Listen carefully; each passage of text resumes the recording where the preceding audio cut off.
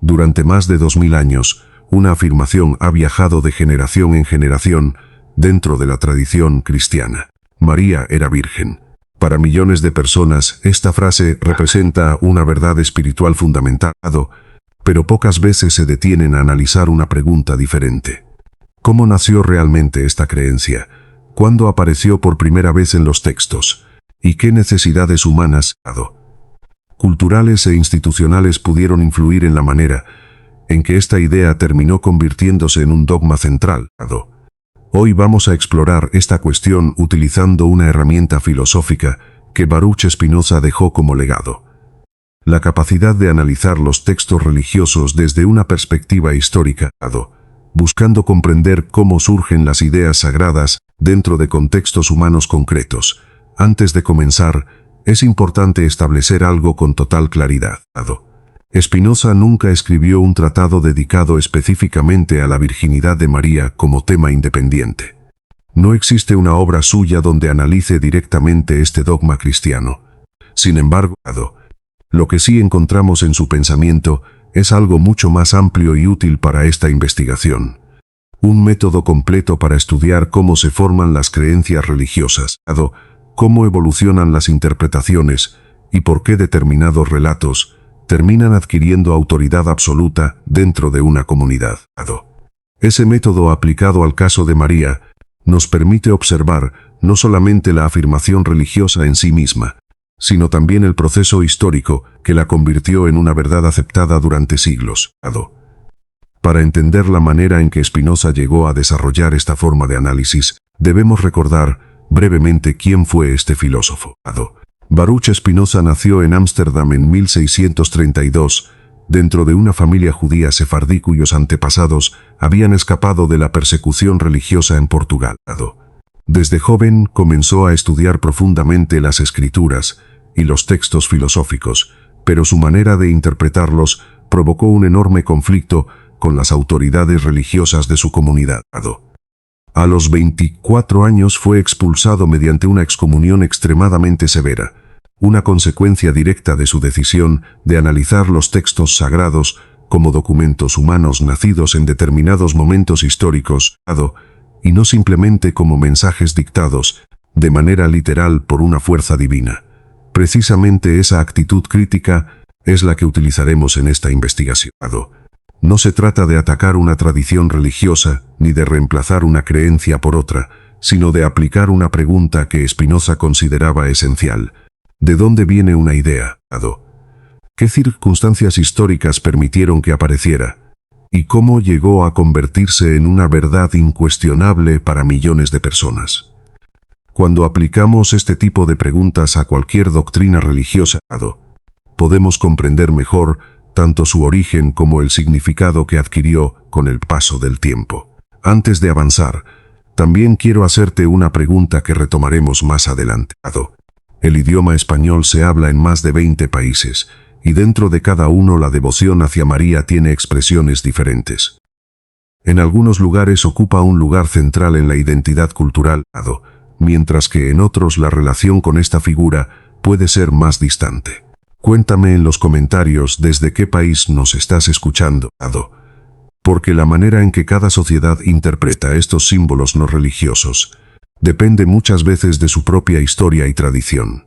Ahora debemos viajar al mundo antiguo, porque resulta imposible comprender el nacimiento del relato de la virginidad de María sin observar el ambiente cultural donde surgió el cristianismo. En el Mediterráneo del primer siglo, los nacimientos extraordinarios no eran una idea exclusiva de una sola religión. De hecho, muchas culturas antiguas utilizaban relatos de nacimientos sobrenaturales para señalar que una persona tenía una conexión especial con lo divino, o que estaba destinada a cumplir una misión extraordinaria. Este tipo de historias aparecen repetidamente en diferentes tradiciones.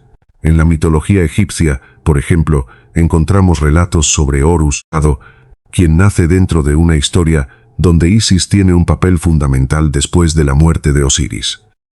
En ciertas tradiciones relacionadas con Mitra, una figura religiosa muy importante dentro del mundo romano, se habla de un nacimiento extraordinario asociado a una roca sagrada. Dioniso, dentro de la tradición griega, también presenta un origen marcado por la intervención divina a través de Zeus y Semele. Incluso personajes históricos como Alejandro Magno fueron rodeados después por relatos que afirmaban una conexión especial con los dioses antes de su nacimiento. El patrón aparece tantas veces en diferentes culturas que los historiadores de las religiones lo consideran una característica narrativa común del mundo antiguo. Cuando una sociedad quería presentar a una persona como alguien excepcional, era frecuente relacionar su nacimiento con circunstancias fuera de lo común. El nacimiento extraordinario funcionaba como una manera simbólica de comunicar que aquella persona no pertenecía completamente al mundo ordinario. Cuando el cristianismo comenzó a expandirse dentro del Imperio Romano, inevitablemente entró en contacto con este mismo lenguaje cultural. Los primeros seguidores de Jesús estaban comunicando su mensaje dentro de un mundo donde los relatos sobre héroes, dioses y figuras elegidas por fuerzas superiores ya eran conocidos por la población.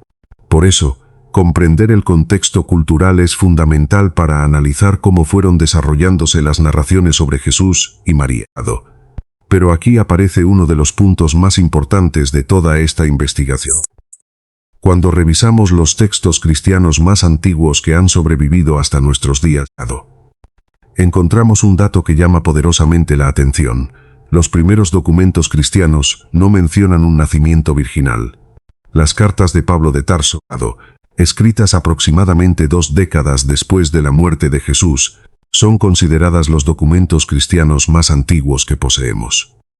Y en ellas Pablo habla de Jesús como alguien nacido de mujer y nacido bajo la ley, una descripción completamente normal para una persona humana. Para Pablo, el acontecimiento que hacía especial a Jesús no estaba relacionado con su nacimiento, sino con su resurrección. Este detalle resulta fundamental, porque significa que el testimonio cristiano más temprano que conocemos no presenta la concepción virginal como un elemento central de su mensaje. No sabemos si Pablo desconocía esa tradición o simplemente no la consideraba importante, pero lo que sí podemos afirmar es que no aparece en sus escritos. Esta ausencia nos obliga a formular una pregunta histórica muy importante. Si el nacimiento virginal hubiera sido desde el principio uno de los pilares fundamentales de la identidad cristiana, ¿por qué no aparece en los documentos más antiguos? ¿Por qué encontramos esta idea solamente en textos posteriores? Este tipo de diferencias entre las primeras y las posteriores tradiciones son exactamente las cuestiones que un investigador como Spinoza habría considerado esenciales para comprender cómo evolucionan las creencias religiosas. La historia cambia cuando llegamos a los evangelios de Mateo y Lucas, escritos varias décadas después de los acontecimientos que narran. Es allí donde aparece por primera vez, de manera clara, la idea de una concepción virginal de Jesús. Esta aparición tardía dentro de la tradición escrita es uno de los elementos que más ha llamado la atención de los estudiosos, porque muestra que la comprensión sobre el nacimiento de Jesús no permaneció completamente igual desde el comienzo, sino que fue desarrollándose con el paso del tiempo. Y para entender cómo ocurrió esa transformación, debemos analizar cuidadosamente los textos específicos, especialmente la manera en que Mateo interpreta una antigua profecía del libro de Isaías y cómo Lucas construye una narración, utilizando símbolos que eran conocidos dentro del mundo religioso de su época. Allí encontraremos una de las claves más importantes para comprender cómo una interpretación textual terminó convirtiéndose en uno de los dogmas más influyentes de la historia occidental. Cuando analizamos los textos concretos, donde aparece por primera vez la idea del nacimiento virginal, encontramos un detalle que cambia completamente la forma de entender esta tradición. El Evangelio de Mateo, escrito principalmente para una audiencia con raíces judías, tiene una característica muy clara a lo largo de toda su narración.